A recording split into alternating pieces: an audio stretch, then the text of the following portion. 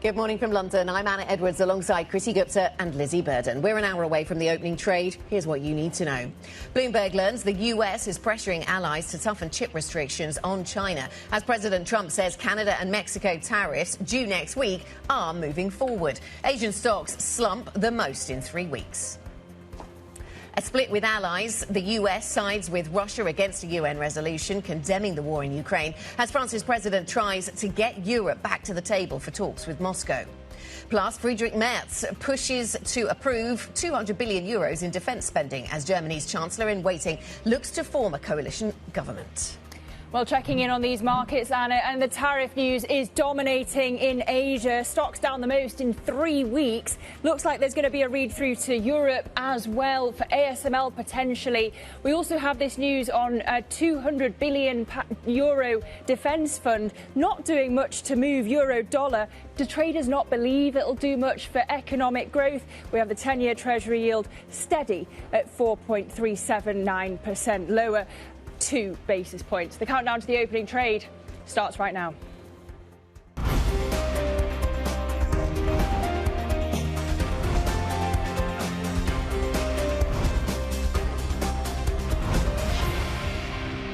The tariffs are going forward on time, on schedule.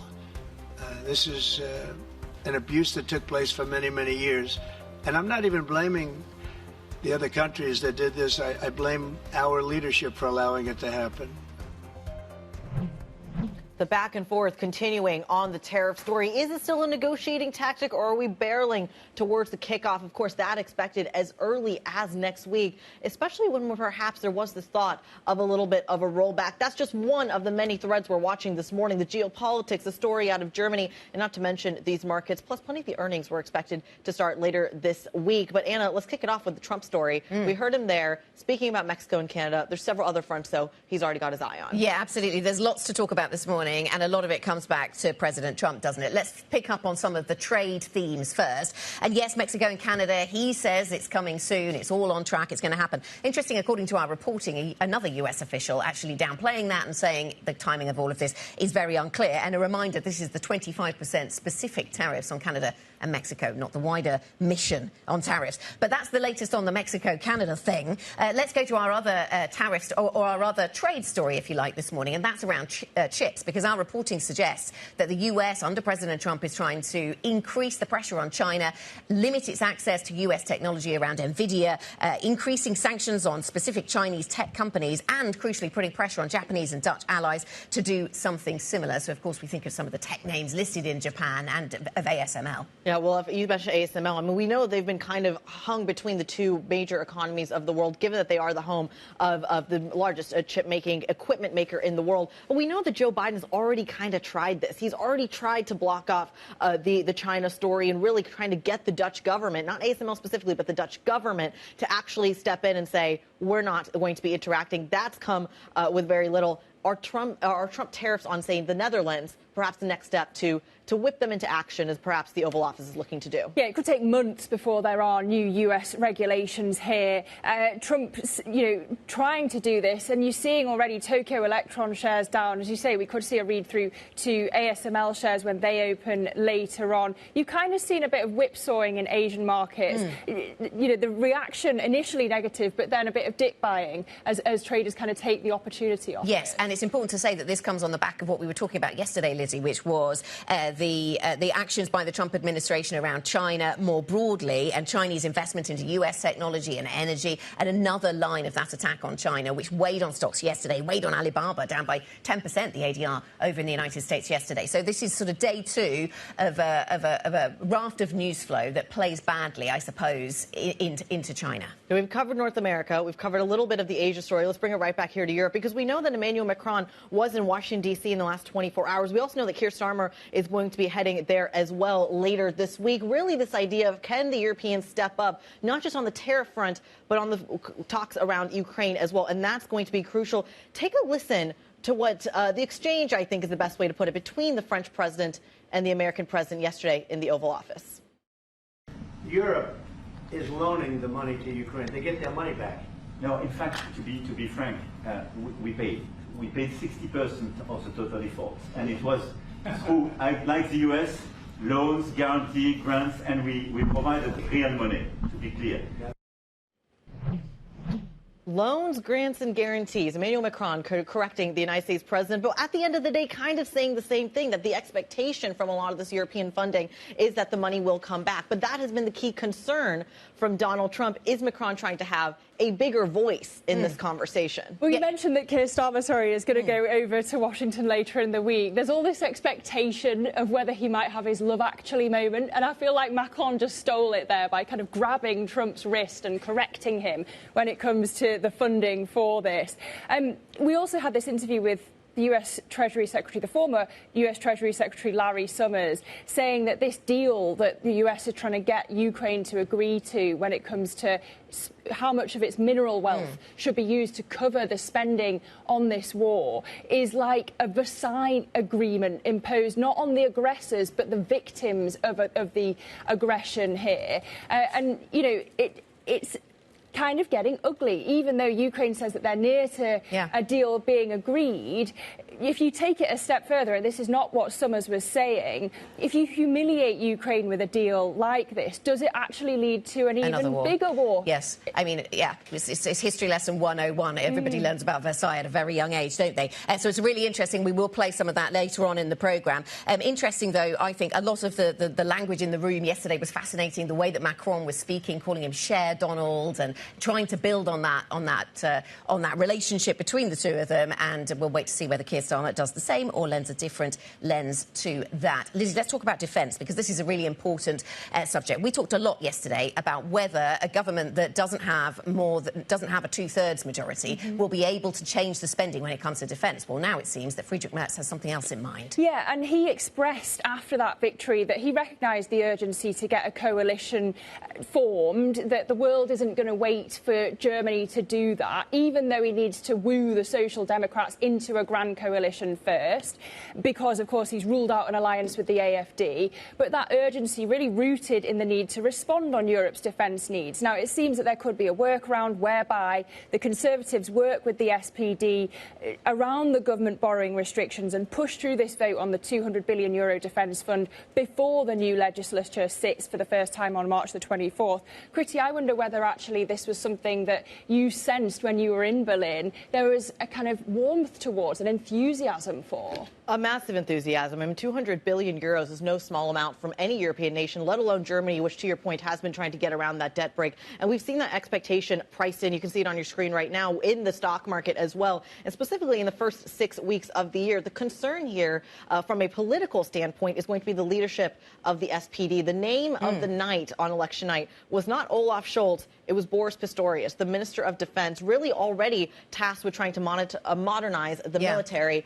Is he able to do that now in this partnership with the CDU? Yeah, and it's important to say this is just people familiar telling us this at the moment. The party's not commenting, but it does seem as if this is something that is being worked on, at least behind the scenes. And important that it would include new money, new spending money for Germany on defence, plus aid for Ukraine. And just underscoring the way that Europe and the United States are on very different pages when it comes to Ukraine, and still pushing more sanctions against Russia. We saw that just yesterday, and very much on different pages when it came to the UN. So those are some of the geopolitical themes wrapped up for the morning, at least initially. Lizzy, we've got some corporate news out this morning as well. Yeah, indeed. Shocker. The UniLever CEO, Heinz Schumacher, stepping down on March the 1st. They've named the new CEO as Fernando Fernandez. He, of course, is the CFO. He is an economist from the University of Buenos Aires in Argentina. He joined Unilever in 1988. So this is a lifer stepping into the shoes of Heinz Schumacher. It seems only moments ago, in my mind, that you had the former Tesco CEO, Dave Lewis, in charge of Unilever. So change at the top again. Yeah, they've been through a few CEOs in quite short order. Let us tell you what's coming up on the show. Jim DeMar, Bank of America President of Global Markets, will be with us. Helen Gieser, Fresenius Medical Care CEO, is going to be talking to the programme.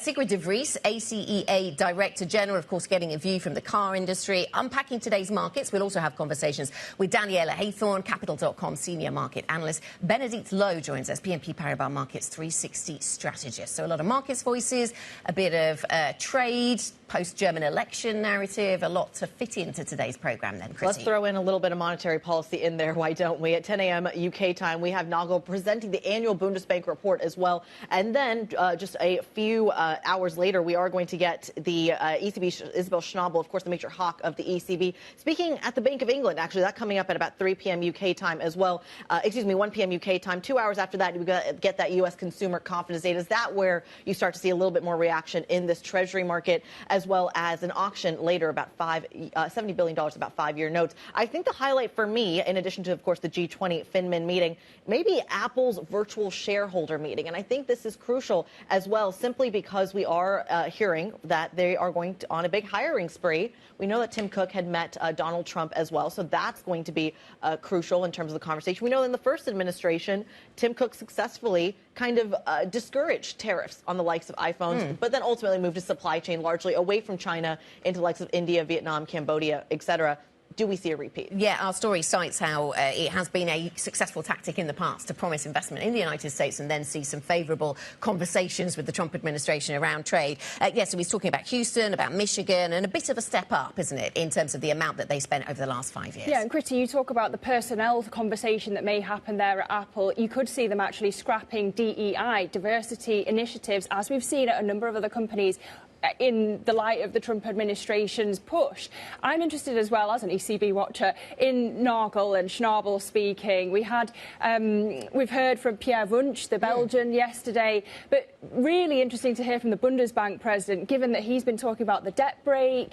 So also you could hear some about that, but also the ECB's next steps. And Wunsch saying that the ECB's risking sleepwalking into too many rate cuts. Surely, you point out that Schnabel's the hawk. That is going to be echoed by her. Yeah, absolutely. And this has been ultimately the conversation. You've done this coverage out of Frankfurt as well, which is just where is neutral at the end of the day. We haven't really gotten a ton of clarity on what that actually looks like. And is that even priced into a market that maybe has their eyes on D.C. more than Frankfurt? Well, let's get to some of the other top stories that you need to be watching this morning. Bloomberg understands that Elon Musk's SpaceX is seeking to deploy Starlink satellite internet terminals to help upgrade the U.S. Federal Aviation Administration's national airspace system.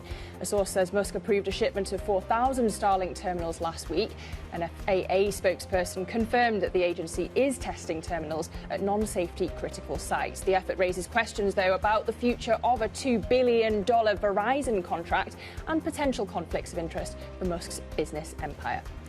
Elsewhere, Ken Griffin's market-making giant Citadel Securities is looking to become a liquidity provider for cryptocurrencies, betting President Donald Trump's embrace of the industry will usher in a boom for the asset class. Sources tell Bloomberg the firm is looking to be added to the roster of market makers on various exchanges, including those run by Coinbase, Binance and Crypto.com. And BP is expected to announce plans to abandon its renewables goals and return the focus to fossil fuels during the firm's Capital Markets Day tomorrow. According to reporting from Reuters and the Financial Times, some members of BP's board think that the CEO has moved too slowly in announcing the type of strategic changes needed to win back investor confidence. So those are some of the top stories. I'm really interested in this BP story because people, as I say, have been waiting for the CEO, Murray Auchincloss, to announce this fundamental reset that he promised. And he's been in the job permanently for 13 months. It looks like this is about to come. Is it because he's now got the cover from the Trump administration to go for it, or is it because he's under pressure from Elliott taking a stake to make these radical changes? And both of those could provide cover, couldn't they, if that's what you're searching for? But yeah, interesting. Back on the 11th of February, he did say there's going to be a new direction for BP. This is not going to be business as usual. This is a stage has very openly been set for some really big change. So it wouldn't be a huge surprise if we get, as other media are reporting, some asset sales coming through and a real change in direction in terms of those targets. The oil trading business, the juiciest part of the business that has been talked about, or at least floated as potentially a spin out by Report Media. And this is important because it comes in the context of where the likes of GE and Honeywell have tried to do this. And it's kind of in vogue. It's kind of in style to have a spin out right now. We'll see if they take advantage of this moment. Coming up on the programme then, Tesla's loss is European car makers' gain, apparently, as Elon Musk's company's sales sales plummet on the continent. The head of Europe's Automobile Association joins us later. Plus, we'll check on the defence stocks at the open with Berlin's incoming leader discussing massive extra spending. There's been some talk of this weighing on Bund futures already, so we'll get the Bund market open in 15 minutes as well on that very subject of defence. Up next, Washington's tariff talk drives Asian stocks lower. We will get back to the markets with some analysis. If you have any questions, if you want to get involved in our conversations, IB plus BBTV Go. That is the function. This is Bloomberg.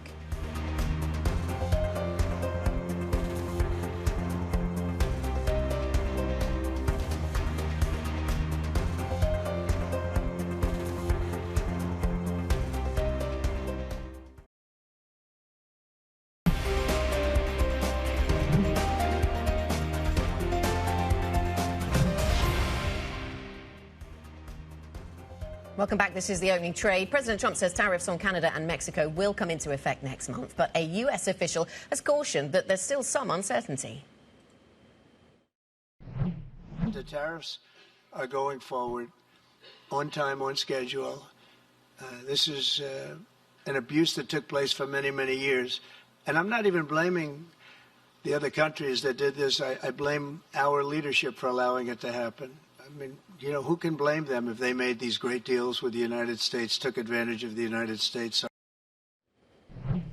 Let's get market reaction then. Bloomberg's Valerie Teitel. So we think we know what's going on with tariffs, but we're also not entirely sure. So, Valerie, how are markets responding? No, though, the FX market, Anna, is having a tough time pricing this. And we did see some weakness in the Canadian dollar on Trump reiterating that those tariffs are running on schedule. And there is a lot at stake for the Canadian economy. We heard from the Bank of Canada governor just last week reiterating that there isn't a lot that monetary policy can do against tariffs. And he was warning that in their analysis, these Trump tariffs could shave 2.5% off of long-term GDP growth. But let's remind ourselves, as Trump said, those tariffs are on schedule. Just what is the schedule going ahead? Next Tuesday is the big one, the Mexico N tariff. That delay to March 4th was the date he reiterated again yesterday. March 12th is the date for steel and aluminum. And then another big one, Anna, April 2nd. As early as April 2nd, he has warned that we could get some tariffs, global reciprocal tariffs coming on April 2nd. Where do you want to hide out with all this brinkmanship ahead in the next 5 weeks? If it's the U.S. dollar and U.S. assets, just note that trade has really not worked so far in the last 2 months of this year. The U.S. exceptionalism trade, being long dollar, being long U.S. assets versus the rest of the world, has lost some steam in the last 2 months. Valerie, thank you. Bloomberg's Valerie Teitel with the latest on the impact of that trade conversation and what it does to global assets. Let's talk to Daniela Hawthorne, who's a senior market analyst at Capital.com, with us this morning. Daniela, let's get your thoughts on sort of global risk appetite with this ongoing conversation and expectation about tariffs yet to be imposed. How is the fear around tariffs or expectation of tariffs guiding your investment strategy? Yeah, I think so far markets aren't too concerned. I think we saw that big sell-off when they were initially announced. I think the continuous pushback that we've seen in the actual implementation has calmed some of those fears. There is still the talk, is this a strategic approach, a bargaining tool for later on conversations? For now, it seems like tariffs are going ahead. As you were just seeing there on the chart, the US exceptionalism trade is fading. The US dollar is struggling to find support. It does come at a time, of course, when it was at quite a significant level. So it seems like readjusting expectations. Markets are definitely aware. They're keeping an eye on the tariff talk. US equities are struggling a bit more than, let's say, for example, European equities. They are more expensive in relative value as well. But for now, it seems like it's at the back of everyone's mind, but we're not too concerned as of yet. Daniela, there is so much geopolitical volatility here. And I think, as Valerie said, where do you hide out? Is there a head du jour here, or a kind of a hedge du jour here? Is it still gold? Is it still the dollar? Is it still the bond market? Or is complacency, cash, maybe a better play?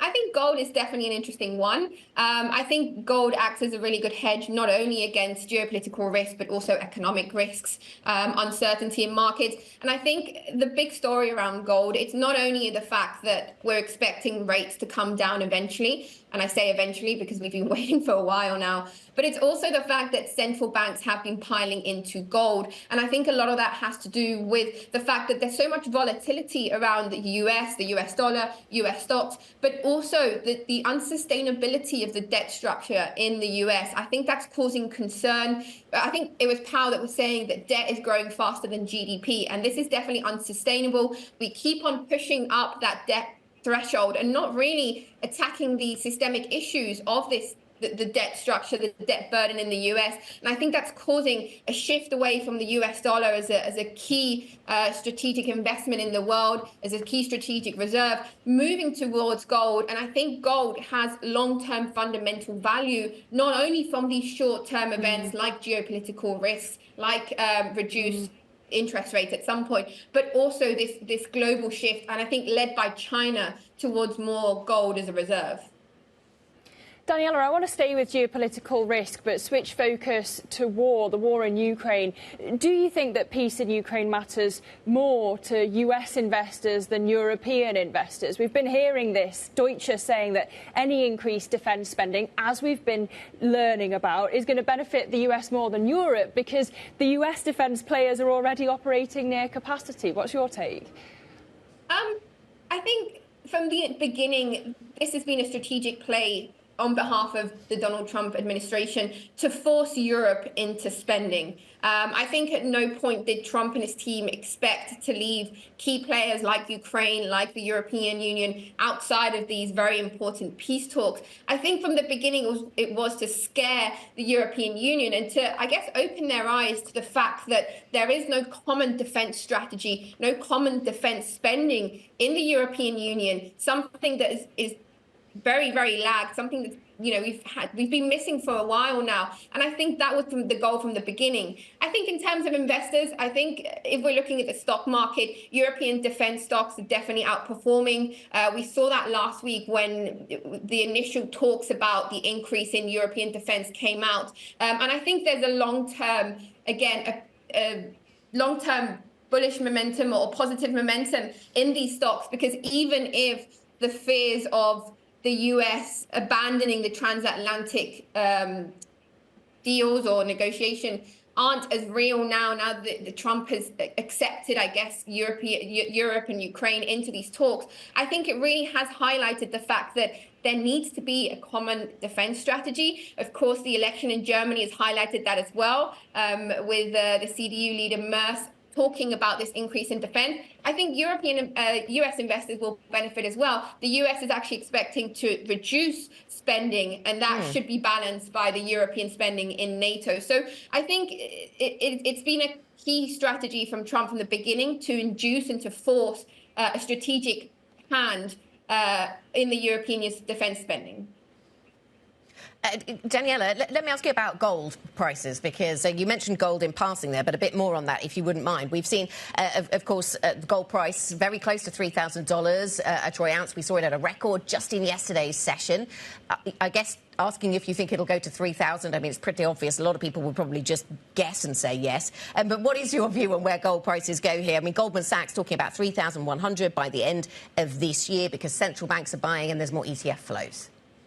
You know what's interesting is a lot of these big banks, investment banks, have been forecasting gold at 3,000 for a while now. Even before gold reached 2,000, I remember we had, predictions that gold was going to reach 3,000 in the next 2-3 years, which at a time where you were looking at $1,000 increase was very, very significant. So I think there's no doubt where we are now. I think something that's very important in markets and something I've been talking about for a while is the key psychological impact of these key round levels. 3,000 is something that is so important in investors' mind. It's just a number, but it's very psychological. And I think you do get a lot of resistance heading up to these key levels. We've seen it this week. There is definitely a fundamental, a technical backing to push gold higher, but buyers are struggling to push above the daily high. So there's going to be a bit of friction, but I wouldn't doubt 3,000 in the next few days, weeks. Absolutely. Daniela Hawthorne, Senior Market Analyst over at Capital.com. We thank you so much. Up next, we're headed to Dubai for the Bank of America Investor Summit. This is Bloomberg.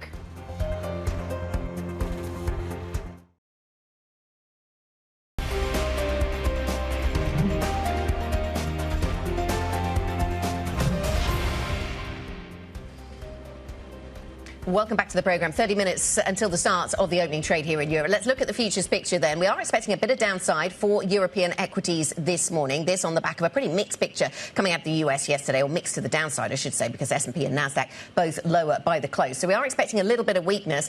Some earnings, not a great deal, but a bit of that. But it's mostly of the macro trends, nervousness around tariffs perhaps, and chip curbs on China, all of that adding up to risk off. Let's have a look at bond markets, because the other thing we have been talking about this morning, and we need to keep factoring in, is European spending on defence. And ever since that story floated yesterday around Germany and what it plans to do in this parliament around defence spending, or what it could do, according to our people familiar with the matter talking to Bloomberg, that has led to the expectation that Germany spends more. That has been putting upward pressure on yields. And I draw your attention to the very small movement that we are seeing in that regard in European bond markets this morning. Maybe we see that shake up a little bit as we see a little bit more volume towards the opening trade. And speaking of that opening trade for the equity markets, we are about 30 minutes away. We are getting some early trade gate pricing, specifically on one of the heavyweights here in Europe. ASML, of course, catching my eye, falling about 3.1% on that trade gate pricing versus the close yesterday in Amsterdam. A lot of that chip weakness in Asia perhaps feeding in to the story right here in Europe, Anna. Let's talk construction. Heidelberg Materials. We could see some weakness in that share price at the start of trade. Seem to be reducing the bottom end of their guidance when it comes to profitability. So we'll watch that one at the open, Lizzy. Yeah, also keeping an eye on Fresenius Medical Care. They have had results this morning. They expect profit and sales to rise again in 2025. And they've lifted their cost-cutting target because of more demand for their dialysis services in the US, where we know they have a key market. A lot going on in those trade gate pricings. We're about 30 minutes away from that stock market open. In case you were wondering where Guy Johnson is, don't worry, he is still with us, just from Dubai. He is, of course, live at the Bank of America Investor Summit. Let's go to him now. Guy, what's the weather like in Dubai? Morning, Kriti. It's raining. Would you believe it? I've come all this way and it's raining. I'm a little depressed, to be honest. I was expecting an afternoon sitting by the pool. I think that's probably been pulled for now.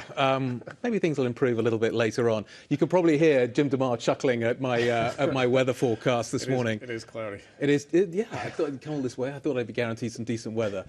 You're the president of global markets at Bank of America. Yes. You got an interesting job right now, to say the least. It's always interesting. Yeah, but particularly at the moment, I would have thought. There's plenty of uncertainty out there. Yes.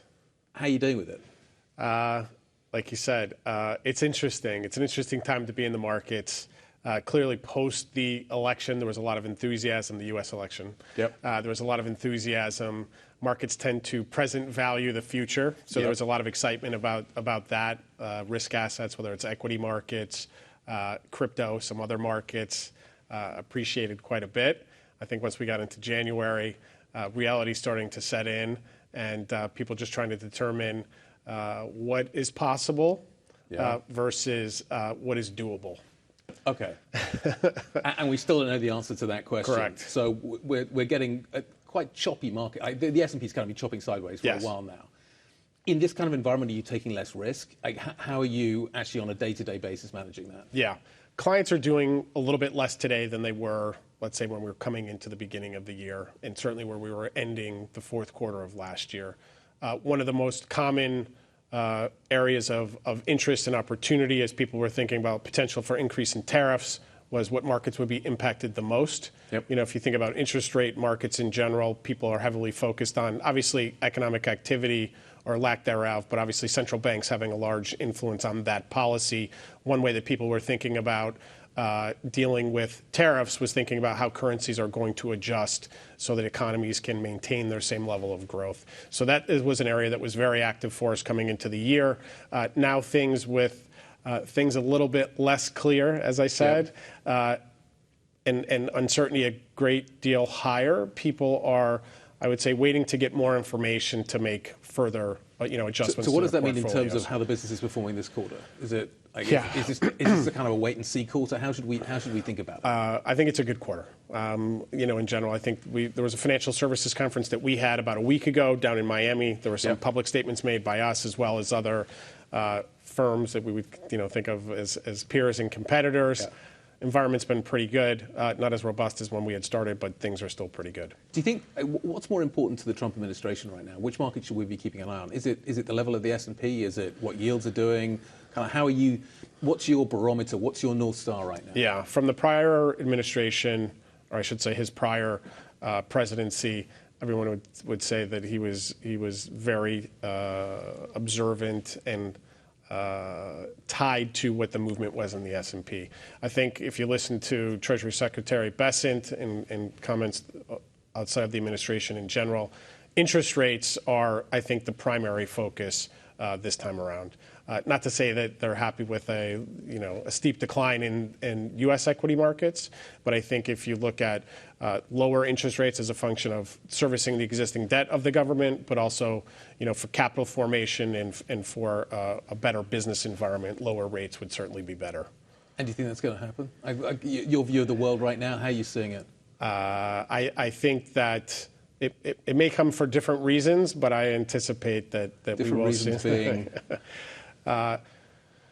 Lower deficits will be positive. A lower deficit will be positive. Sometimes we get lower rates as a function of a decline in economic activity. That would not be the preferred reason for that to occur. But I think it's too early in the administration to think that they're not going to be successful in what their objectives are. Nvidia, obviously a big story that we're going to focus on this week. Yes. But the amplitude of the moves around such an epically big stock must cause you some sleepless nights. How are you thinking about this week? A lot of things cause sleepless nights if you think across the markets. But obviously, Nvidia is one of the names in the Mag 7. Mag 7 has been a big topic for the better part of the last year. Some alleged stories out this week with regard to Microsoft and potentially scaling back some of its digital infrastructure and investment. They've made some comments to indicate to the contrary. We'll see where Nvidia goes, but I think clearly the big story is going to be digital infrastructure, the investments, and the investments around that, which the commitments are. The market's kind of just seen at the straight line. Yeah. Do you think we're getting into a phase where the clients you're talking to, is there questions being asked about kind of there's just a huge amount of spending that is being made? Yes. How much uncertainty is there? Yes. There are a lot of naysayers. They think that, is this the analogy to, the late 90s in 2000 when we were building out, undersea cables and telecom for the internet. Now, maybe too much was spent at that time, but you could clearly see the benefits of that investment. I think this time around, the investments are shorter in duration, right? And maybe the investments are, but the time to completion for these projects are considerably shorter than some of those larger kind of digital infrastructure projects from the late 90s. So I think that there's a natural governor in the sense that if we don't see the productivity that's anticipated from AI, investment will be scaled back. It's way too early in the conversation. How does the market react to that? Not particularly well, if that's. How do we miss DeepSeek? As you say, there's plenty of things that keep you up at night. I imagine the morning when you woke up and you're like, this is going to be a big deal. That's going to be interesting. Yeah, this is going to be an interesting morning. How do we make sure? How are you making sure? What's your framework now? Has it changed as a result of what happened? Well, I think the good and the bad of that scenario is that we know a scenario will likely happen. We just don't know which it is. So you're always thinking about what that potential event, that headline could be that cause considerable disruption in the market. And people don't often think about it this way, but liquidity is usually the first way in which an event has an impact in the market. So we always try to be very thoughtful around liquidity for us, what's the liquidity like in the market, and where we could potentially see a spillover where that dislocation wouldn't be anticipated. We complained about the weather at the beginning of the conversation, or at least I did, here in Dubai. Usually it's pretty good. Yes. A lot of people love the weather here. A lot of funds are moving here right now. It's a good place to be. Yeah, precisely. How are you thinking about what you're going to do? How are you, bigger footprint? Yeah. Bank of America going forward? Yeah, so we've been in Dubai for over 50 years, so it's been a long-standing relationship. Obviously the last, I'd say post-COVID, I think that there's been a lot of increased interest in the region. UAE broadly. Obviously, we're here in Dubai, and it's fantastic. You've got Abu Dhabi, a lot of conversation away from the weather today. And there's been a lot of talk around Saudi and the change that's happening there. I think the one interesting thing is if you look at for the GCC in general, pretty much each country has had its own version and timeline for their investment and progress that they're going to pursue in the area. And I think if you haven't been here, you can't really appreciate what's changed, what the outlook is. And, one of the things we always talk about, anytime you're investing in a region, you want to know that your interests are aligned with what the government's interests are. And I think they've been very transparent here that they are pro-business.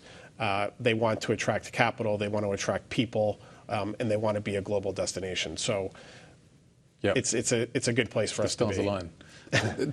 Talking of staying up at night and worrying about lots of things, there's a conversation about 24 hours trading. US stocks. Yes. What do you think about that? Clearly, a guy like you is never going to sleep again. But apart from that, is that a good idea, or do we need downtime? I think that the interest in that is a function of crypto being traded 24 hours. Now, while it's not, embraced by the regulated banking system, as we've been waiting for regulation to or legislation and acceptance to occur or not occur. Whether you're involved in it or not, it is an indicator of sentiment 24 hours a day. Do I think that if you look at any of these markets now, crypto being certainly a global market, has flows throughout that 24-hour cycle, I think it's yet to be determined whether 24-hour trading for stocks is required. I think it may be something that people are thinking about just to be to keep up the pace with other types of financial assets and not be disadvantaged to the extent that one asset is going to be traded 24 hours. If you look at it already in the markets today, liquidity is concentrated at different times throughout the day. Jim, great summit. Really enjoying being here. Thanks for inviting us. Thanks for being here, and thanks for having me on the show. Great to see you. Thanks very much. Thank you. Jim DeMar, President of Global Markets, Bank of America. Guys, back in the studio. Over to you. Guy, thank you very much. Guy Johnson, of course, at the Bank of America Investor Summit in Dubai, thinking about the state of the global economy and its drivers. Lizzie, let's go to one of the earnings stories this morning. Yeah, indeed. I mentioned earlier we had the Fresenius Medical Care numbers dropping across the terminal, and they do expect to see profit and sales rising again in 2025. A really interesting business, given that they are German listed, but they have a massive market in the US. So in the crosshairs of a lot of that geopolitics we've been talking about. We can speak now to Helen Giza, who is CEO of Fresenius Medical Care now. Good morning, Helen. Really good to have you with us. We can get into the tariff story, but I want to start off with your earnings. You are looking at operating growth in the high teens to high 20s, I read in these results. Can we start by asking what's driving that positivity? Yeah, good morning, and thank you for having me. It's great to be here. We're sitting here this morning feeling really good about the progress that we've made in 2024 and have delivered solid results, great results for 2 years in a row, delivering on exactly what we set out to do as part of our strategic plan. And for 2025, that momentum continues. As we look at the full year results for 2024, we've delivered, 18% operating income growth at the top end of our guidance range and seeing a little bit of a beat this morning. And that, of course, that momentum really passes into 2025. It's the same plan. We're continuing to drive top-line revenue from pricing, and volume, as well as continuing to drive the efficiencies through FME 25 and strong operational performance across both segments, but across our services business and our medtech business. And exciting for us in Q4 was continued momentum on same market treatment growth in the United States, turning, positive for the full year, but delivering 0.5% of growth in Q4, increasing from Q3. And that for the industry has been an important watch point, particularly in the years post-COVID. So we're feeling really good about the momentum and seeing that really continue into strong outlook for 2025. Well, Helen, talk to us about that outlook and how the Donald Trump of it all factors in, given that, of course, the American consumer is booming. I would argue the entire global consumer is quite strong at the moment. But there is a question of what kind of policy changes are coming down the pike, given RFK Jr., of course, is at the helm of the Human and Health Services. What does that look like for you? Are there certain preparations, certain concerns, certain tailwinds that help your business? Yeah, look, as you can imagine, with a new administration, and particularly one where there's a lot of executive orders being issued, we are watching this closely. The good news for us is, dialysis is such a big, disease state, particularly in the United States. Historically, we've also always had really strong bipartisan support for dialysis. Back to when, the Nixon days, when it was, that the dialysis coverage was there, whether it be, Obamacare with the Affordable Care Act, whether it be Biden through provider relief in the COVID, and even in Trump's, first presidency, kind of really advancing kidney care programs and kidney care in the home. So we continue to feel, really good about the bipartisan support. Obviously, we're looking, with any new administration, what changes that might make. But clearly, the message so far has been the Medicaid and Medicare programs are out of scope. Obviously, it's the discretionary spending with DOGE that's in scope. I think the other part that we're watching obviously closely is the narrative on tariffs. I'm sure that's a topic that you guys are talking about a lot too. Again, the good news for us is with our 2,700 distributed clinics across the United States, we are already kind of running that business within the United States, and we have a lot of U.S. manufacturing. But of course, we are looking on the impact there that might have on us. Yes, and Helen, are you open to increasing the amount of US supply that comes from the US?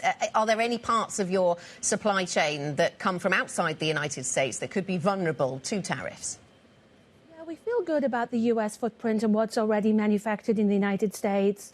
Where we do have, the exposure, if there was to be, an amount of it, would be what we import from Europe for our dialysis machines. Some of that is already mitigated with what we do in the United States. And so I think that's the piece that we're watching closely of how that might affect medical equipment and where we're manufacturing. We do import from Germany, as I mentioned, and we do have some manufacturing in Mexico. So, the developments in those countries are ones that we are watching. But, we have a tariff task force internally. The impact that we're kind of modeling so far seems to be pretty limited.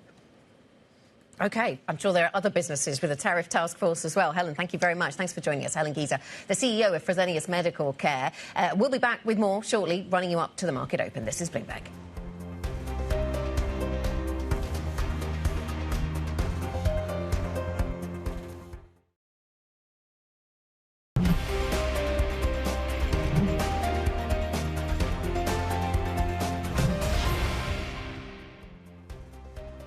Welcome back. This is the opening trade. 9 minutes until the start of equity trading. And the futures picture looks a little weaker, perhaps picking up on the lead out of the United States yesterday. We're feeling a little bit risk off in a number of asset classes. Let's talk to our Markets Live executive editor, Mark Cudmore, who can help shed some light on that. And it feels as if the same is true of treasuries. Things are a little risk off there, as in we're seeing buying of treasuries and those yields coming down. We had been worried about higher inflation under a Trump administration, Mark, but you see that narrative as having pivoted over the last few days. Yes, absolutely, Anna. I do think that the macro narrative that we've had for the last maybe 5-6 weeks, maybe longer, has definitely changed. Like all changes in narratives, it happened gradually and then suddenly all at once. The backdrop here is that we'd had slightly softer soft data for the last couple of weeks out of the US, and that kind of array of data was reflecting in the economic surprise indexes. Suddenly then on Friday, we got a really, really disappointing services PMI print out of the US. And that's kind of sent the city economic surprise index to its lowest level, its most negative level since last September, which kind of shows the disappointment of expectations out there. And then because of that, at the same time we got Musk doubling down on the DOGE initiative. Now, it's not suddenly a change in expectations about how much impact they'll have. It's the message that we're getting from the US administration that they are going to remain very focused at the moment, right now, on reducing government at a time when we're already starting to see a negative growth impact. So that means that the consensus expectation that Trump's policies might be pro-growth, but maybe inflationary, so therefore there was a bit of an inflationary concern, have shifted to suddenly realizing, wait a sec, the first impact will be negative for growth, and that is dominating the inflation concern. If you've still got an inflation concern, it's stagnation. But suddenly growth is the worry, not inflation, and that will sustain for a few weeks, so yields got a chunk lower to go. So, Mark, as we speak, I'm looking at a 5, almost 6 basis point move lower in the 10-year over in the States, but not much reaction in futures, in the currencies, even in gold and Bitcoin, although those are starting to slump as well. What asset follows the Treasury move? So I think yields have another 20 basis points to go. I think you did see front-end rates move yesterday. You're seeing metals move already. You are seeing stocks obviously react yesterday. Growth stocks, we're seeing that kind of impact. So I'd say you've seen a lot of assets. Obviously, crypto is getting completely destroyed at the moment, though that's a slightly separate narrative, I feel. So I think you're starting to see that impact. I think the currency situation is much, much harder still because there's an impulse to buy the dollar as a haven bid, and obviously tariffs might knee-jerk support dollar, but ultimately this is all very much dollar negative. But how do you trade those two time spans makes the currency side very hard.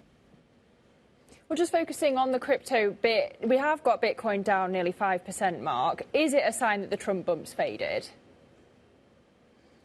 I think it's a little bit of a separate issue here. First of all, the crypto destruction here is mainly outside Bitcoin. Bitcoin is a relative outperformer, but it has also fallen to its lowest level in a couple of months. There was a collapse in volatility recently, and we wrote on MLive yesterday that there was an early warning sign that the next major collapse in Bitcoin was likely imminent. We did not think that it was going to happen starting in the next few hours. We thought in the coming weeks. But the backdrop here for crypto is much more negative because of that decline in vol. Bloomberg Markets Live executive editor Mark Cudmore walking us through the moves of the day. You can get more analysis from him and the team. MLIV Go is the function on your terminal. We are minutes away from the opening trades across Europe. You are seeing futures a little bit mixed as we do start to count down, slightly lower, but not perhaps by the massive margin we were expecting. Perhaps it's just a sentiment turnaround. Some of the individual movers, ASML, Fresenius, and of course the other chip makers very much in focus. The opening trades up next. This is Bloomberg.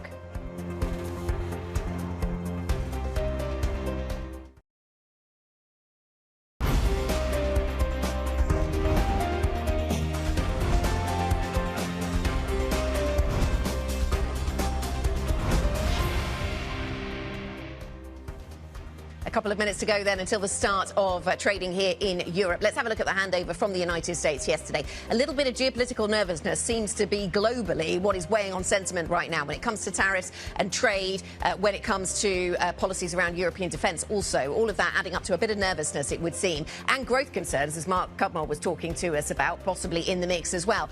So this is the picture from yesterday over in the United States. Well, we'll come to that in a second. In fact, let's look at yesterday's European session, which had its ups and its downs, quite literally. Over in the United States also quite a volatile session and crucially ending very much on the back foot. So Kriti, even before we got any news flow into Europe, we were perhaps set up for something a little more negative into our European trading day. And then you add on top of that the story around chips, and that could weigh on some of the chip companies. From the get-go, already showing up here. And I'm going to start from the right onto the left because you mentioned the chip story. That's going to show up in the likes of ASML and affect the index as a whole. Already, that's your worst performer in terms of the futures picture. But then you mentioned the outperformers, the moment in the sun that Europe has had, perhaps a little bit of a retracement there. Germany at the epicenter, down about 0.7%. The FTSE 100 getting the least worst sell-off, Lizzy. We'll see how that shows up at the open. Just looking at some of the individual stocks we're watching, in terms of the sectors, the European chip stocks obviously in focus, given the US is sketching out this tougher version potentially of the semiconductor curbs and pressuring key allies to escalate their restrictions on China's chip industry. We already saw US chip stocks falling yesterday, so we keep an eye on the likes of ASML and the broader chip sector, Infineon, STMicro, also the defense stocks, Rheinmetall in Germany and Saab BAE Systems on this idea of a €200 billion special defence spending package, and UniLever, of course, announcing that the CEO is stepping down. But a risk-off mood expected, Anna. Yeah, absolutely. So another change at the top of UniLever. We could have some individual stocks on the move then. Heidelberg Materials, for example, Fresenius Medical. Let's have a look then how European equity markets are opening up, and we get an early move on the London market, down just a touch this morning. Broadly, we are expecting something a little risk-off, but as you were pointing out, Kriti, perhaps less so in London than elsewhere. We'll wait for the AEX to open. That'll give us, crucially, that opening trade around ASML, and we'll see how much that is being weighed down by the latest on the chip story. I mean, the overall narrative not new, perhaps, but maybe just another reminder of that ongoing difficult geopolitical backdrop. So the AEX down by 0.9%. So as anticipated, it is the worst performer in terms of those major markets, and we have some weakness elsewhere as well. The CAC 40 down by 0.3%. Kriti, still waiting as ever for the DAX to open, but let's get some of the other insights from deeper into the markets. Let's do it. I think the expectation here here was that tech would be the Achilles heel of this market. We were absolutely right to say that because your biggest index drop this morning is indeed coming from ASML. Remember, it is some early pricing here, so we're going to try to see how this market shakes out. But as you mentioned, the Amsterdam index is already dropping. ASML shares down about 3.3%, but now pairing some of those losses in those early moments. But it's paired up there with the likes of Schneider Electric. It is paired up there with some of the miners. If you were a heavyweight, I'm going to put Infineon in there as well. If you were a heavyweight, and we have been talking about you in the last couple of days, you are likely to be down. The other side of this market, though, the upside here, Novo Nordisk, alongside a slew of other names that have traditionally kind of been in the backseat. So to me, Anna, outside of the geopolitics and, of course, perhaps the German DAX story and the defense story that we're going to get in a few minutes, I'm seeing a little bit of a rotation in this market, but broad negativity across the board. Yeah, broad negativity, the worst performing sector, technology, as you point out, Kriti. So ASML is key in that, of course. To the upside, we do have healthcare, real estate, and a couple of other sectors doing okay. So we do have a little bit of upside when it comes to the healthcare sector, but and a few others. But broadly speaking, we're pretty negative this morning. We are actually seeing a movement on UniLever. I did mention about the CEO stepping down. You're seeing the shares down 2% this morning. Lots of change at the top, as you say. We've had Alan Jope, Dave Lewis, all in recent years. And if we look at the defence sector, I know we're still waiting for Rheinmetall, but you are seeing a lift to some of the other names in that space, Leonardo, BAE Systems, and there we have it, Rheinmetall up 2.4% this morning as we wait for the rest of the DAX to open. But as I say, the likes of Saab up 1.2%, boosted by the expectation of this €200 billion fund. Really interesting. You mentioned the Unilever story. We see it there as one of the fallers, down by 2% this morning. I like the line coming out of RBC. Analysts there saying they are gobsmacked by Schumacher stepping down after what they call a very successful 18 months in charge. So this certainly catching some investors by surprise. Absolutely. And a quick moment to note the moves in the FTSE 100 as well, because they were the least affected perhaps by the negativity that you saw across the indexes. But what I'm seeing here is a tale of two commodity stories. If you are an energy company, if you're an oil company specifically, you are in the green today. And if you are a miner, you are in the red. So we'll, of course, keep an eye on how that all shakes out in the stock market there. And, of course, we are going to be keeping an eye on and wait the movement on the DAX as well, as Lizzy was mentioning that very much in focus. And the DAX now officially open, down about 0.3%. So, again, pairing some of those opening losses that you saw across the board, let's bring in an expert of how you play this market. Benedict Lowe joins us around the table. She's the equity derivative strategist over at BNP Paribas Markets 360. Pleasure to have you on the program. Thank you so much for joining us. You picked a doozy of a day to join us this morning. You're seeing a lot of red on the screen, except for in defense. And I'm curious if defense, we know the fundamental thought process around it, but it's also been the outperformer in the last 6 weeks. Is defense the new safety trade the way that the Mag 7 used to be? Yeah, so our view on defense is that to have a peace and have a strong peace deal, the defense spending will increase in Europe. And with that, we think there's still some upside for the sectors. There's been some outperformance of some single name, especially some single name DAX related to that sectors. But we still think we see some tailwind out of this sector for Europe over the next months. Where is the hindrance of that? Because every time we get any sort of geopolitical headlines, whether or not it is a peace deal, whether or not where the geopolitics fall, the consistent theme seems to be that there is spend coming from these fiscal governments, Germany, France, the UK even, and yet the bond market isn't pricing in the believability of that kind of spending. Where's the Achilles heel in the equity picture? Yeah, so I mean, our view within the equity market is that there's been really a blue sky scenario for European equities so far this year. We've got better earnings than fear. We had a bit of inflection in the PMIs. We had the weaker euro. We've got the central bank that is cutting right into Europe. And we've got also this hope around the peace deal. And we think this will continue kind of to drive equity markets. Now there's some complacency in the European equity market. This is why we're turning a bit more cautious around tariff, notably, and around also a lot of basically positive news prices on that peace deal, but the background remains, we believe, constructive for stocks. You called it a blue skies moment. I call it a moment in the sun for European equities. How much of that is fundamentally driven as opposed to covering your shorts that a lot of investors globally have had on Europe for years? Yeah, I think Europe coming into after the US election was really under-owned, under-loved type of stocks, and we've seen a reversal of that.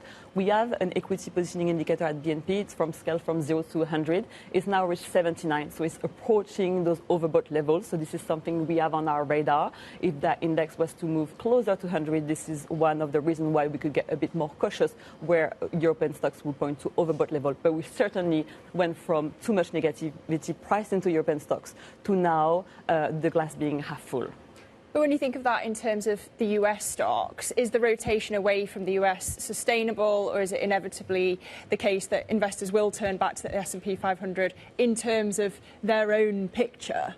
I think for that to happen consistently through time, we need to have better growth data out of the Eurozone. We've seen last week the PMI, they were a bit of a mixed bag. France PMI disappointed, Germany ones were a bit better, but we're not seeing that cyclical recovery that we've been waiting for months. So really for European equities to outperform on a sustainable basis, we need to have this growth, this boost in confidence and this growth that are picking up in the Eurozone. When you look specifically at the DAX, I wonder whether there's more upside if Friedrich Merz is successful in getting this debt brake reform, if there's fast agreement on a coalition, this urgency that he's been talking about, partly why you've got the moment in the sun that Kriti's talking about. Yeah. So the DAX story has been really interesting. Basically, over the past few years, the DAX has been the clear outperformer, despite the fact that the German economy is on the brink of a recession. So there's been completely decorrelation of the DAX versus the performance of the economy.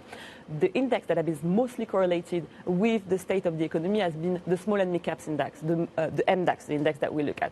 And we think this is the index that stands to benefit the most if we do have an increase in fiscal spending in DAX, in Germany, given the fact that it's the one that has underperformed the most over the past 2 years.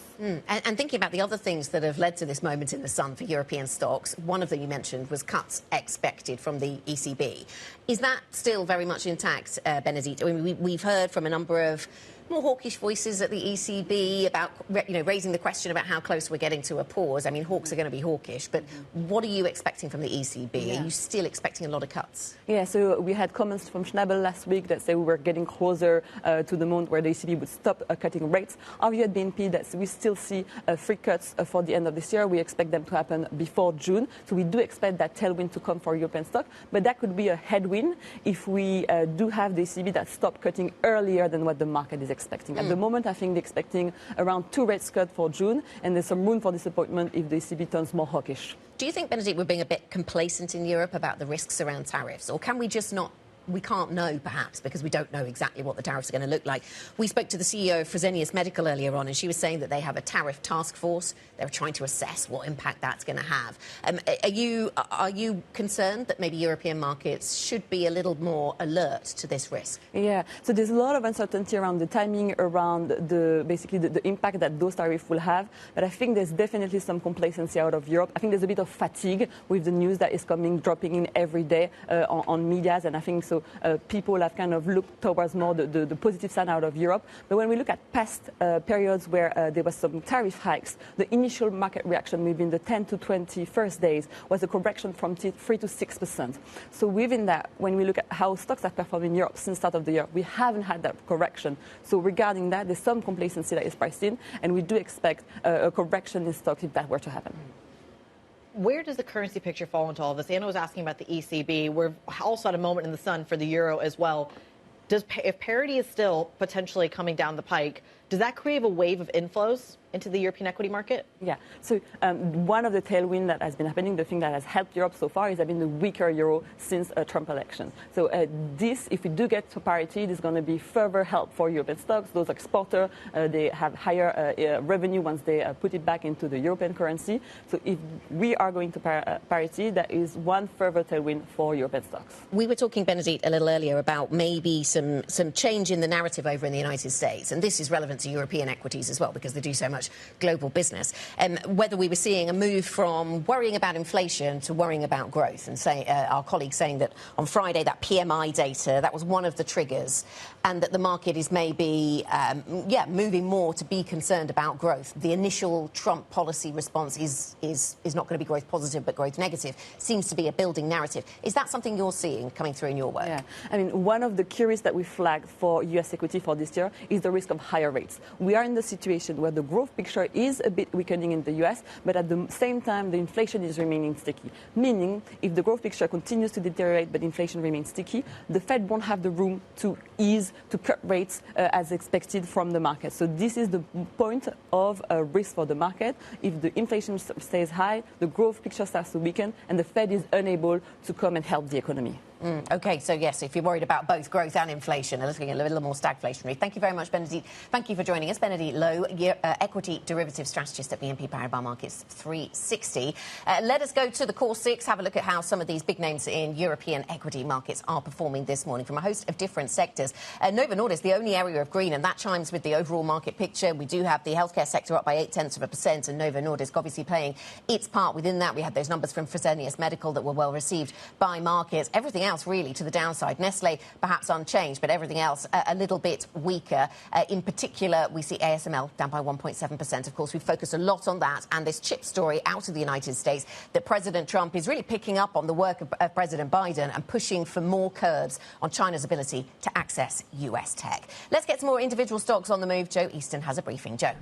So we are seeing some considerable weakness in UniLever at the open of trading. This shock news that the CEO is standing down after less than 2 years in the role. What does it mean for the spin-off of the ice cream business? We'll have to wait and see about that. We're seeing the CFO, the current CFO, coming in to replace the CEO. But that one is declining in London. It was cooled down around 5%, coming back up around 2.9% now for that one. Then in terms of defence, an unstoppable rally continuing this morning. This news overnight that Germany looking to potentially release around 200 billion euros more cash for defence spending following that election. That's lifting these stocks.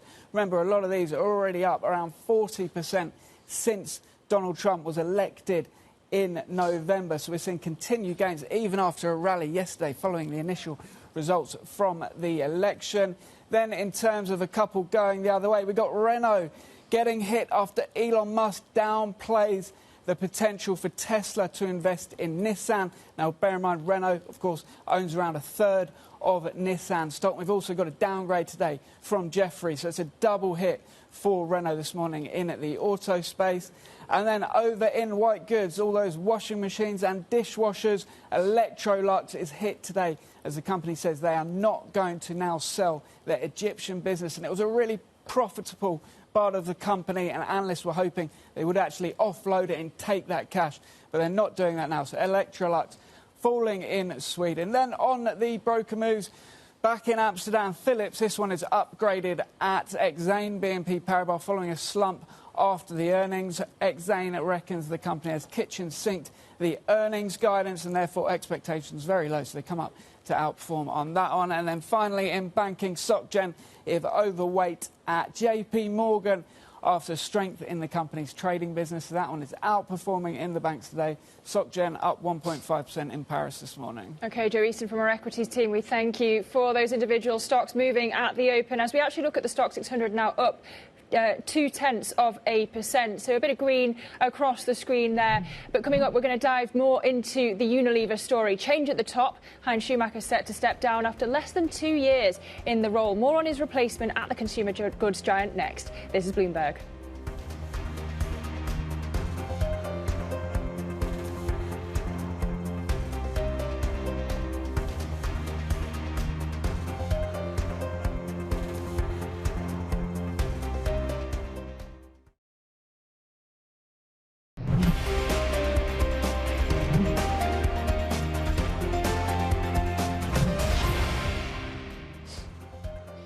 Welcome back to the opening trade. It is 8.17 and we are looking at European equities a touch higher, 0.1%, but particular weakness coming out of Amsterdam. You're seeing shares on ASML lower after the latest tariff news. But we can get into more of the corporate story out of UniLever now. We've had the surprise departure of the CEO, Heinz Schumacher, and their shares also down in London, 2.8% into the red.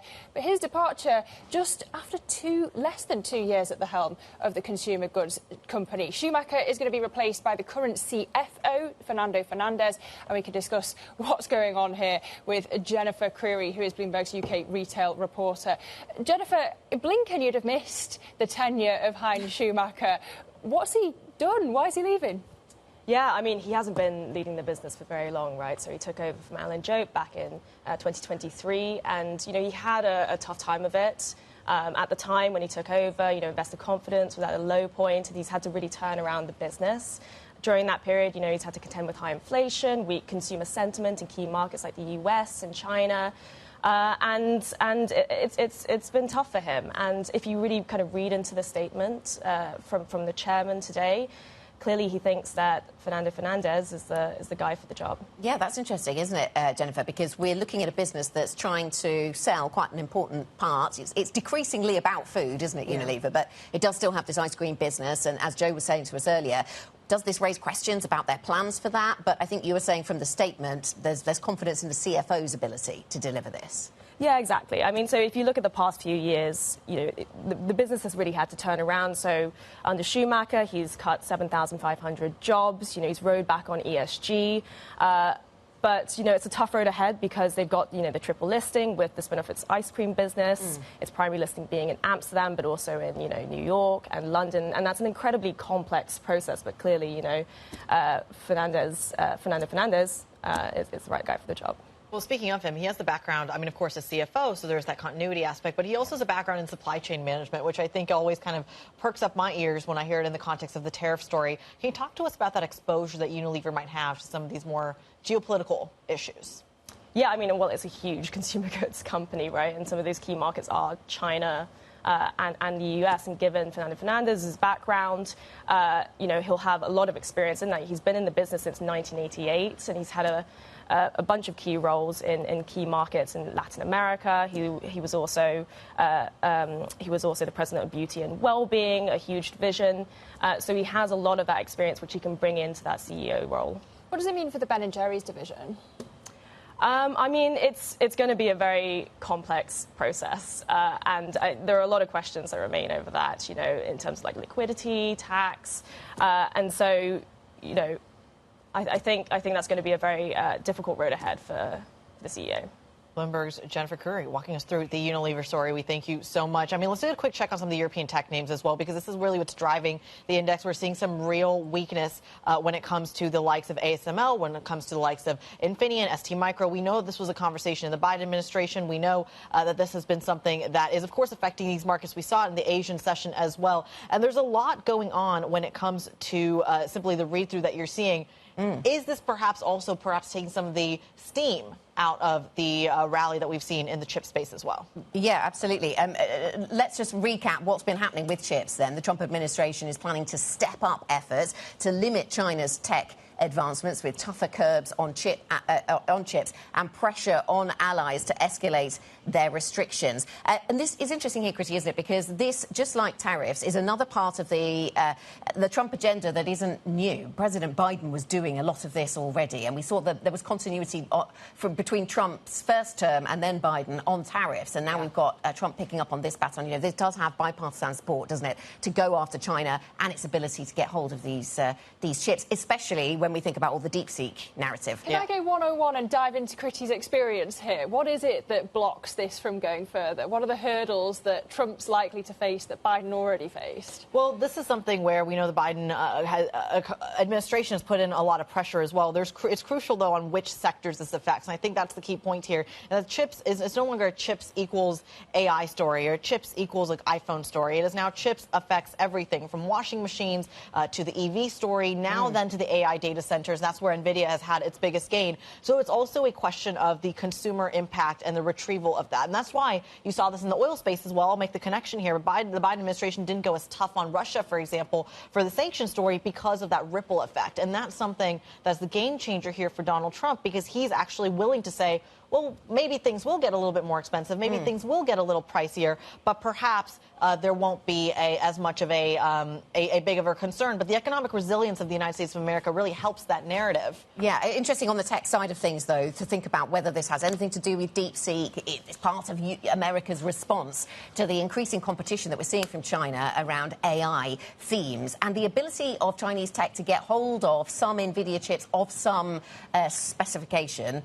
It has been, really raised a lot of eyebrows, hasn't it, on both sides of the Atlantic? So we'll certainly get into that. Tom McKenzie joins us with more details on this story. So it's good to have you with us, Tom, to take us through some of this. So what details do we have of the additional limits that the Trump administration wants to put on Chinese tech and its access to US tech? Yeah, look, there's a thicket of announcements within the reporting that's come through from Bloomberg. So I'll try and break it down. There's the existing platform that's already there that the Biden administration built, and they're looking to tighten that up. So whether that is, for example, the basket of countries, 1 to 2 and 3, so allies, adversaries, and then those in the middle, whether they look to further restrict. So within that category of 3, some have complete access to those AI accelerators, like the UK. Others face certain limits, so they're looking at potentially lowering those limits to make it even harder, or at least restrict the number of AI chips that certain countries can get hold of.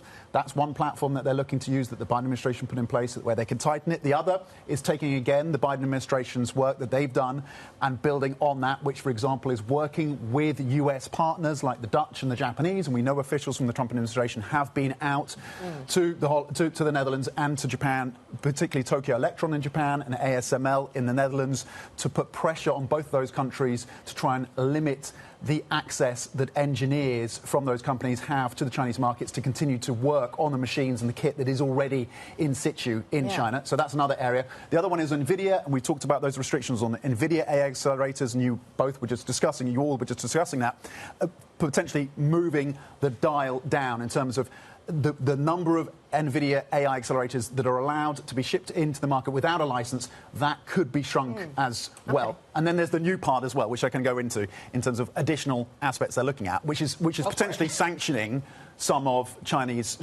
companies that are really making the progress when it comes to building out their own domestic semiconductor supply. So there's a lot there. A lot of it rests on building the existing platforms, and the Biden administration tighten those screws, and others are potentially new measures as well. But all of this is still caveated around continuing discussions, and it doesn't seem like measures are going to come through immediately. But at the core of all of this, everything you've just listed, isn't it just meant to be a what is the cheapest way to make a chip that can get into the end product? That was the kind of value add of the whole DeepSeek story as well. How does China respond? How does the government of China respond to these potential measures? What China does not do is back down in terms of its, number one, determination to get access to the most sophisticated chips, number two, to spend heavily on R&D to build out its own semiconductor industry, and number three, to find loopholes, and this is a question of whack-a-mole to some extent, to find third parties to be able to ship in and find alternative routes for supply of those GPUs and those AI accelerators. So that is probably the three different aspects that China will be looking right now. There is no backing down from their commitment to building out their own domestic semiconductor industry. OK, Tom, thank you very much. Bloomberg's Tom McKenzie with the latest on the tech sector, and we're certainly seeing US policy on China having an impact on European markets. Coming up, Donald Trump describes his talks with Emmanuel Macron as a turning point in Ukraine peace talks. Meanwhile, the US sides with Russia over the invasion of Ukraine exactly 3 years ago. We will leave you with a view from former US Treasury Secretary Larry Summers.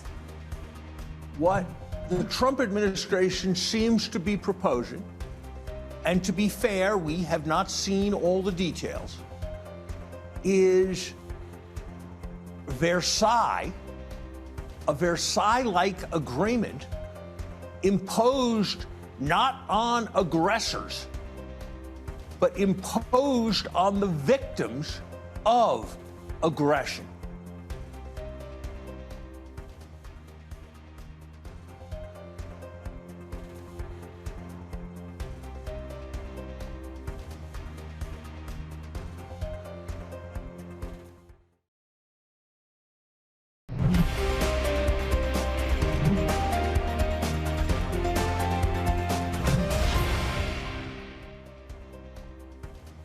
This is the opening trade. We're 30 minutes into today's session. A little bit of a turnaround in the sentiment that we saw in the equity mood. Stocks Europe 600 higher by about 0.1%. Marginal move to the upside, but the fact that they have paired the almost 0.6% losses that we saw at the opening trade is a significant move there. The DAX not having a moment in the sun either, down about 0.1%. I think the big heavy hitter this morning is going to be the Amsterdam index, really feeling the weight under the chip story. The AEX is going to be crucial. But again, in that turnaround story, the FTSE 100, including a little bit of that green on the screen. But I want to come back to Germany because that's perhaps where we're seeing the most action, at least in terms of the bond market. That 10-year spread to swaps hitting the most negative on record. Now, initially, when you look at a chart like this, it basically indicates that there is some sort of expectation of more issuance, of more supply. But there's a lot going on here. We know there has been overnight a Bloomberg scoop, of course, that a potential 200 billion euro defense kind of fund mechanism may be very much in play. But does that come before or after a potential loosening of the debt brake? This is all the context that the market is working through. But at the moment, you are seeing the bond market price in some sort of movement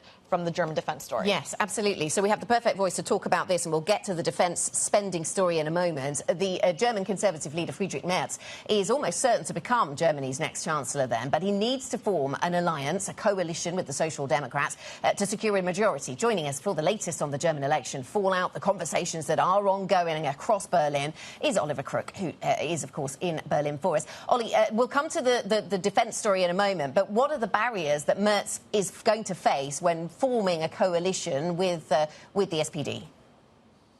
Yeah, so listen, I think the CDU and much of the German establishment was sort of relieved that the numerical sort of numbers within the parliament were there after the Sunday election in order to form a coalition with only two parties, not just sort of these slapdash kind of ideological disparate groups of up to 3 different parties. So that is the sort of good news for Friedrich Merz and the CDU. They have made it sort of no secret that they'd prefer to have fewer coalition partners. The issue that they now have, however, is that they only have really one viable coalition partner, which gives that partner, the SPD, Olaf Scholz's party, a lot of power in the negotiations. And that is the sort of process that is going to be ongoing over the next few weeks in terms of basically where they're going to be, how hard each of these two sides are going to negotiate. We should say that despite the fact that the SPD did get their sort of lowest showing basically in the party's history, they now, in a certain sense politically don't have a whole lot to lose and potentially will go very hard into negotiations. For the SPD, their sort of red lines are going to be around sort of pension reform.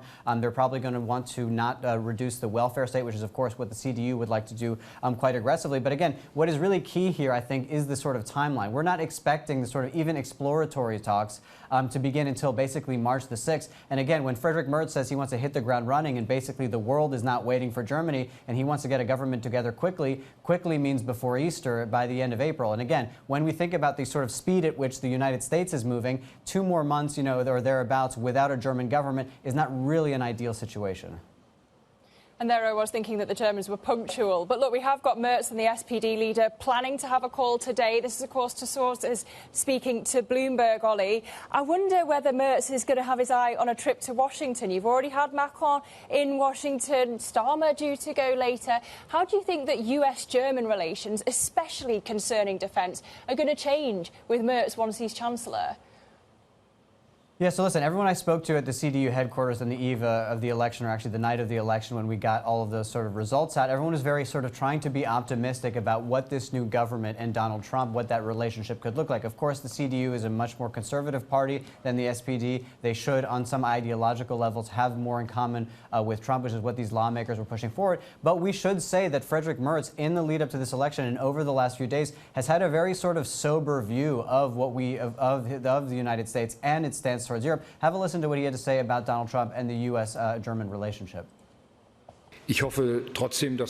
I still am hopeful that we can convince the Americans of the fact that it is in both sides' interests to have good transatlantic relations. But as is always the case, you have to also prepare for the worst-case scenario. If America doesn't just want America first, but something more along the lines of America alone, then it will be more difficult. And preparing for that worst-case scenario includes, as we understand from the reporting we had overnight, the potentially setting up of a new off-budget fund in Germany of about 200 billion euros in order to fund defense. Now, this is going to be a sort of crucial plank of the Merz government. Everybody knows that across Europe, not just Germany, defense needs to be boosted. The problem is that now this 200 billion euro fund, this would be outside of the general budget. So when we talk about the debt brake and basically trying to get that spending that is sort of debt finance, this would be one of those vehicles. Remember, Scholz started one of these funds. It was a 100 billion euro fund. It was off budget. This requires 2/3 of the parliament. You don't need to reform the debt brake in order to do this. You can do this as one-offs, but you still need a huge sort of majority within the parliament. The problem is this new parliament does not have that majority among the mainstream parties. They could not do it. So what they're going to try to do potentially is rush that through in this parliament still sitting, which basically dissolves at the end of March. The problem with that is particularly when you have J.D. Vance coming over to Europe and saying that basically it's behaving in undemocratic ways, for basically the German government to try to rush through some legislation after an election with the seats of the former government, that is going to attract a lot of criticism from a number of people, particularly now the second biggest party in Germany, the AfD. So, Ollie, can you just walk us through just a little bit more specification on that? Because, of course, we do know that the debt brake story is going to potentially loosen up the issuance as well. Does it also then kind of create incentive for things like carve-outs, for example? We know the Boris Pistorius had that happen 3 years ago. Is that where we're headed? Basically, emergency measures to make this work?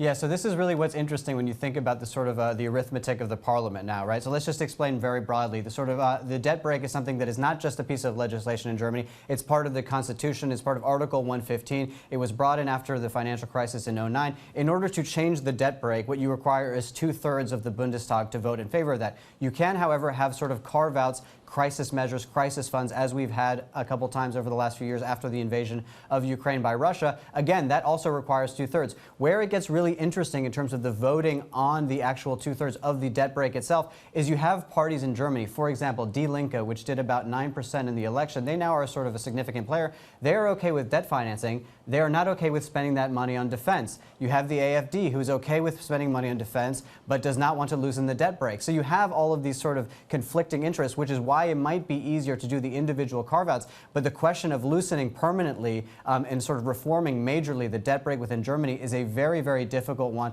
and that is going to be one that would be a much longer-term project. So really what's more viable is probably getting these one-off funds, but even that doesn't seem to have a very clean path to it. OK, Bloomberg's Oliver Crook, excellent analysis. We thank you for it. And so we have the European side trying to work out how they're going to spend more on defence. Meanwhile, Macron, President Emmanuel Macron of France, going out to Washington to talk to President Donald Trump, and the US withdrawing its previous stance condemning Russia's invasion of Ukraine at the United Nations, which is a stark policy reversal from President Biden's administration and another blow to ties with the European Union. So Macron visiting Trump in Washington, really in an effort to get Europe back to the table in those talks with Russia. Europe is loaning the money to Ukraine. They get their money back. No, in fact, to be frank, we paid 60% of the total effort, and it was through, like the US, loans, guarantee, grants, and we provided real money. To be clear. What a moment. Well, joining us now for analysis is Antonio Barroso from Bloomberg Economics. Good to have you with us, Antonio. Do you think that Macron there achieved what he set out to with this White House visit? Well, he got one thing at least, which was a clear picture of how negotiations are looking like. I think in the last weeks, Europeans have been a little bit confused from the different statements coming from different members of the U.S. administration, with Trump saying, I'm just going to negotiate bilaterally with Putin, then U.S. Secretary of State Marco Rubio saying, well, but, yes, Europeans will play a role, and then J.D. Vance going to Munich, lecturing Europeans about democracy and not even talking about Ukraine. So I think they were a little bit confused. I think Macron wanted to hear it from the source, from the man, and I think he got that clearer view of where things are heading towards. What he didn't get, though, is the two key things for Europe. One is a role at the table. I think, when you hear the press conference, it seems clear that Trump will continue to negotiate bilaterally with Putin, and that what Europe can hope for is to try to influence that negotiation by trying to influence in the United States. And the second thing he didn't get was a reassurance of some kind of involvement by the U.S. in security guarantees for Ukraine. So I would say that the meeting was not a complete failure, but it was not a success either. Right, yes, it was multifaceted in that sense. Antonio, what challenges do Europeans face then in the coming weeks as Trump pushes for a deal with Putin? And we saw perhaps some of those challenges on display yesterday at the United Nations, just as that bonhomie was taking place between the two presidents. We also, of course, heard that the United States has backed Russia in its voting at the United Nations. So what are the challenges that Europe faces? I think there are two types of challenges. In the short term, they have to deal with the situation in Ukraine. So they have to try to influence the negotiations between the US and Russia to make sure that Ukraine gets a good deal, a deal that Kyiv can be comfortable with. And if that is not the case and Kyiv refuses the deal and wants to continue fighting, Europe will have to find ways of supporting Ukraine, ways of supporting militarily and financially, right? Come up with the money. I think that's the main short-term challenge. In the long term, though, I think Europe has to live in a world where the United States is no longer the main security provider. That means coming up with the necessary money to fund defense spending. At Bloomberg Economics, we have estimated that if the 5 largest European NATO states were to take their defense spending to around 3.5% of GDP over the next 10 years, they will have to raise around $2.7 trillion in debt to get to that target. So that's a big challenge. How are you going to pay for it? but it's an even bigger strategic challenge. How are you going to create the structures to decide how to defend yourself in the long term? Who takes the decision if you need to, put troops in a place in Europe, whether you have to take strategic decisions? How does it look like? You have France, Germany, you have big member states with big militaries, but then you also have the UK that is not part of the European Union, right? So I would say in the short term, how to deal with Ukraine situation. In the long term, how to rearm yourself in a world where the US is no longer your main security provider. Certainly a tricky situation for the Europeans. Antonio Barroso, Bloomberg Senior Geoeconomics Analyst for Europe, walking us through the dynamics there. We thank you so much. Let's take our focus there to Cape Town, where finance ministers and central bank governors are meeting for the G20 summit, the first since Donald Trump returned to the White House. Our very own Jennifer Salvasaja is there for us on the ground. Jen, walk us through the mood. What are people talking about? Yeah, Kriti, I mean, you've been talking all morning just about a lot of the complications that these finance ministers and also central bank governors are going to be focused on. We should remember that this is a convening of 85% of the global GDP, these member states, and also 75% of international trade. And so they are in the thick of a lot of the uncertainty that we talk about day in, day out when it comes to tariffs, when it comes to geopolitical tensions. And then what does that mean for their own economies and how they can fortify their own economies to withstand some of the potential shocks to come. Now, top of mind for many people here is tariffs. And we actually earlier spoke to the South African Central Bank Governor, Reserve Bank Governor, Lesetja Kganyago. And this is what he told us about his perspective on tariffs and how that factors into his calculus. Tariffs are a risk to the global economy and to the global disinflation process. And what I'm saying is that a year ago, it was not something that we were worried about because it didn't exist. Now that it is here, we have got to take that. We have got to take that into account. Right, so that was just part of what we heard from Lesetja Kganyago, and you can only expect that many finance ministers, when they do get here later today, will be talking about that. The first 2 days of these meetings are focused on the deputies, and then we get the finance ministers and the central bank governors. But also what's important to note, especially when you think about the location that we're in, this is the first African country to host the G20 presidency. And so for President Ramaphosa, it is important to not only focus on some of these global issues, but also talk about how the global South and African economies and the issues that present to them, such as debt restructuring. There's also the issue of climate finance also be factored into these conversations. So you can only expect that that is going to be top of mind for a number of these leaders throughout the week. Well, as you say, Jen, you've got the central bank governor of South Africa really bogged down in the geopolitics, but lots of issues to deal with at home as well. The South African budget delayed to next month. What's he said about the proposed increase in the country's VAT rate? How's it been received? All right.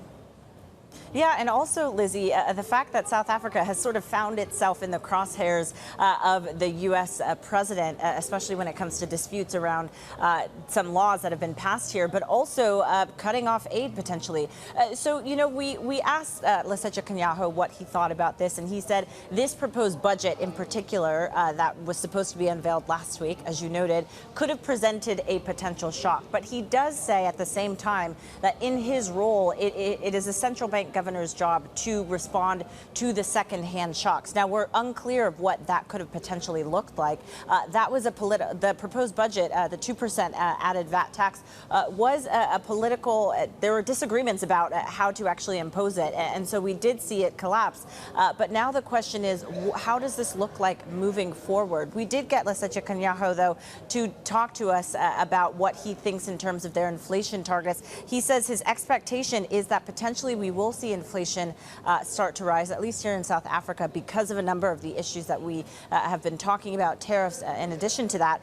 But still, their baseline case is that they will, inflation here will remain within their target, which is this 3% to 6%. But the question, though, is how can they respond to what will inevitably be some secondhand shocks from some of the measures that are being passed by a number of officials? Jennifer Sabasaja on the ground for us in Cape Town. We thank you, Bloomberg's chief Africa correspondent at the G20 finance ministers meeting. Coming up, we're going to switch focus to cars. Tesla's sales slumping across Europe as rivals see an uptick in EV demand. We'll dive into those data next. This is Bloomberg.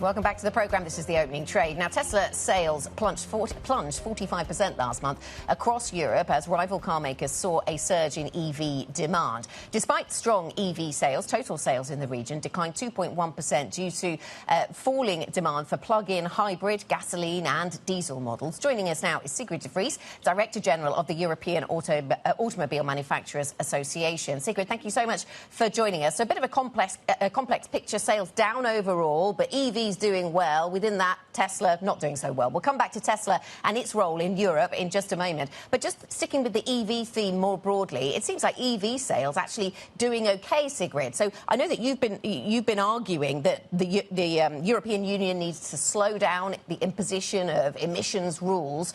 Do you still think that, given that EV sales seem to be doing okay?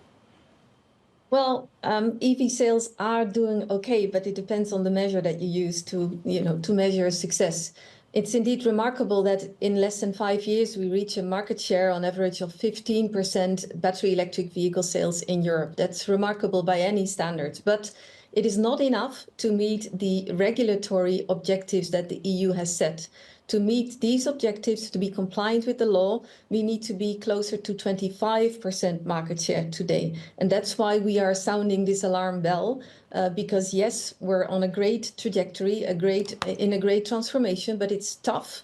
There's a lot of friction. It's a bumpy road, and we're not where we need to be. And this is critical because rather than having to pay penalties or pool with others or reduce the production of internal combustion engine vehicles or reduce prices in an unsustainable way, we'd rather continue investing in that transition. And that's why we really need measures to be taken to provide short-term relief for car manufacturers, but also to double down on charging points infrastructure in Europe and also demand measures. OK, so you're calling for those incentives. I just want to pick up on Anna mentioning these falls in Tesla sales, 45% in Europe. But in particular, I was interested to see that they registered fewer vehicles than China's BYD in the UK. This surely has to be a boycott effect. Is that what you're putting it down to, the response to Elon Musk's wading into the politics of the likes of Germany and the UK? You know, as a director of a trade association, you will understand that I cannot really comment any individual manufacturer's performance. I won't do that about my own members, and I won't do that about Tesla. It's interesting to follow, and of course, we're also closely monitoring, but I don't want to comment on that. Sigrid, let's talk a little bit then about the broader kind of automotive industry right here in Europe. I mean, I think it's crucial that we keep hearing from the Trump administration about the word level playing field. How can Europe offer a level playing field to international automobile manufacturers, not just in the States, but perhaps players in Asia as well? Yeah, that is the million-dollar question, because I think it boils down to really looking at the internal framework conditions for being competitive. And the lack of competitiveness of Europe also affects the competitiveness of the manufacturers that operate in Europe, be they European from origin or Asian, because you see, of course, Japanese and Koreans and now also Chinese setting up shop. So, I mean, that is the fundamental issue. It needs to be profitable, sustainable, manageable, affordable to manufacture in Europe. And that is today where we're not doing well as Europe together. There are too many rules and regulations. The cost of manufacturing is too high. Energy costs are triple as much as in the US and in China. So there is a lot of work to do, and that's structural issues that need addressing. And of course, this needs to happen in sync with this huge transformation, digital and green transformation that industry also needs to go through. But they are very much linked and they need to go hand in hand. As perhaps some of this regulation is being unwound in Europe, or at least politicians say that they are trying to do that, there is a question as well, and you kind of hinted at it in your first answer with Anna, the idea of subsidizing some of these industries. Emmanuel Macron has talked about that as well and offering those kind of incentives. Does that work in a place like Germany, for example, in terms of rescuing the auto sector there? Yeah, I mean, just to come back to your point on relaxation, we don't believe that is the case. It's exactly to stay on course, to stay on track, that we want some relief in the form of flexibilities to make it easier to match the paper reality, the law, with industrial cycles and with market events. And that is what we're asking for. So not to let go of the destination. We're not talking about a U-turn here. We're talking flexibilities to make this transition actually work. And doubling down on that. And part of that will be also focusing on infrastructure and on demand measures. And they can help. We've seen they need to be sustained. It's not a self-propelling market yet. So we need also support for market to make consumers more comfortable and transitioning. Yes, Sigrid, you talk about flexibility around the transition, but I just want to ask about the level of commitment that European manufacturers really do have to it, because we've recently seen Porsche and Mercedes both increasing spending on internal combustion engine models, and in that context, how committed are European car makers to that transition? Very committed. They've already committed over 250 billion euros into electrification. They are also doubling down on electric vehicle investments, and that's in the announcements as well. So they're following actually an expensive and multi-trajectory path to make this transition work. They need to serve customers, they need to build what customers want, but they also keep very firm eye on the goal, on the future, and that's why they're investing heavily still as well in electrification. It's certainly something we're going to be keeping a very, very close eye on, especially as we talk about what the narrative is coming out of the States. Sigrid de Vries, a pleasure to have you on the program. Thank you so much for joining us, Director General of the European Automobile Manufacturers Association. Let's get a quick check on these markets here, because you are seeing some of the risk sentiment absolutely turn around. We did open just about an hour ago in the red. We've seen those losses paired when it comes to these equity markets. The outperformance of the DAX, though, maybe not a continuing theme in terms of today. So you are seeing perhaps some weakness. Yeah, there. Looking ahead, we're going to get an Apple annual meeting, aren't we? We're going to get lots of ECB speakers. That'll be something that we're watching for today, and a bit of consumer confidence data as well, Kriti. Yeah, plenty to go on there as well. The FTSE 100 flat and not following the underperformance you're seeing in the rest of the region. Coming up, Bank of America CEO Brian Moynihan live from the Economic Club of Washington. You catch that conversation 1:30 p.m. UK time. This is Bloomberg.